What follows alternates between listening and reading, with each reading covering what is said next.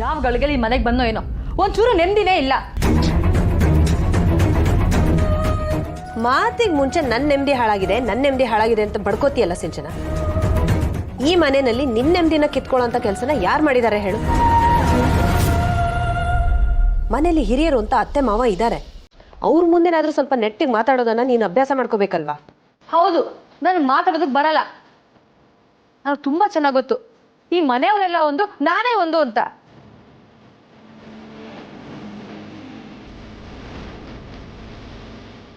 ನೋಡಮ್ಮ ಸಿಂಚನ, ನಾವ್ ಯಾವತ್ತೂ ಆ ದೃಷ್ಟಿಯಿಂದ ನಿನ್ನ ನೋಡಿಲ್ಲ. ಈ ಮನೇಲಿ ಎಲ್ರೂ ಒಂದೇ.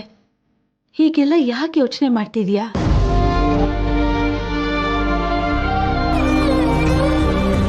ಸಿಂಚನ, ದಯವಿಟ್ಟು ಹಿಂಗೆ ಸಣ್ಣ ವಿಷಯನೆಲ್ಲ ಹಿಂಗೆ ದೊಡ್ಡದು ಮಾಡಬೇಡಮ್ಮ.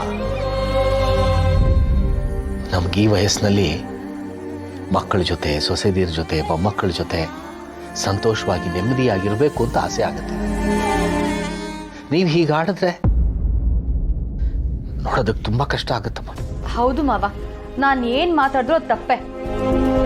ಅದೇ ಬೇರೆಯವ್ರು ಮಾತಾಡಿದ್ರೆ ನಿಮ್ಗೆ ತಪ್ಪ ಕಾಣೋದೇ ಇಲ್ಲ ಅಲ್ವಾ? ಯಾಕೆ ಯಾವಾಗ್ಲೂ ನನ್ ಮೇಲೆ ಗೂಬೆ ಕೊಡಿಸ್ತೀರಾ?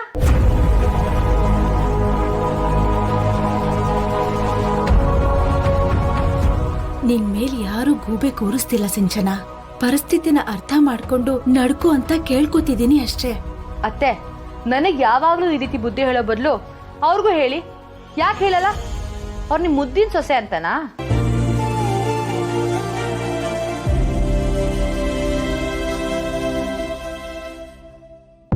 ಸಿಂಚನ, ಮಾತು ಅತಿ ಆಗ್ತಿದೆ. ನಿನ್ನ ದೃಷ್ಟಿನಲ್ಲಿ ನಾವ್ಯಾರು ಹೊರಗಡೆನೆ ಹೋಗ್ಬಾರ್ದಾ? ನೀನು ಬರ್ಬೇಕಾದ್ರೆ ಇವಳು ಮನೇಲೇ ಇರ್ಬೇಕಾ? ಹೋಗ್ಲಿ, ಎಲ್ಲಾದ್ರೂ ಹೋಗ್ಲಿ, ನನಗೂ ಅದಕ್ಕೂ ಸಂಬಂಧ ಇಲ್ಲ. ಹೋಗೋರು ಮನೆಯವ್ರಿಗೆ ಹೇಳಿ ಹೋಗ್ಬೇಕು ಅಥವಾ ಕೀಟ್ ಹೋಗ್ಬೇಕು ಅಂತ ಗೊತ್ತಾಗಲ್ವಾ? ಆಯ್ತಮ್ಮ ಮಹಾರಾಣಿ, ನನ್ನಿಂದ ಮಹಾಪರಾಧ ಆಗೋಯ್ತು.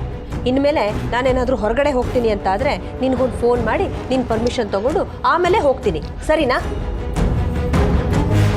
ವೀಣಾ, ದಯವಿಟ್ಟು ನೀನಾದ್ರೂ ಸುಮ್ಮನಿರಮ್ಮ. ನೋಡಿದ್ರಾ ಅವ್ರು ಹೇಗ್ ಮಾತಾಡ್ತೀಯಾರೆ ಅಂತ? ತಪ್ಪ ಒಪ್ಕೊಳ್ಳಲ್ಲ, ವಾದ ಮಾಡ್ತಾನೆ ಇರ್ತಾರೆ. ಇದಕ್ಕೆ ಮನೆ ಬಿಟ್ಟು ಹೋಗ್ತೀನಿ ಅನ್ನೋದು. ಸಿಂಚನ, ಮಾತ್ಗೂ ಈ ಮನೆ ಬಿಟ್ಟು ಹೋಗ್ತೀನಿ ಅಂತ ಅನ್ಬೇಡಮ್ಮ. ನೋಡು, ವೀಣಾ ಮಾಡಿರೋ ತಪ್ಪಿಗೆ ನಾನು ನಿನ್ನ ಹತ್ರ ಕ್ಷಮೆ ಕೇಳ್ತೀನಿ. ಅಯ್ಯೋ ಅತ್ತೆ, ನಾನೀಗ ಏನ್ ಮಾಡಿದ್ದೀನಿ ಅಂತ ನೀವು ಅವಳ ಹತ್ರ ಕ್ಷಮೆ ಕೇಳ್ತಿದ್ದೀರಾ? ಸುಮ್ಮನೆ ಇರು ವೀಣಾ.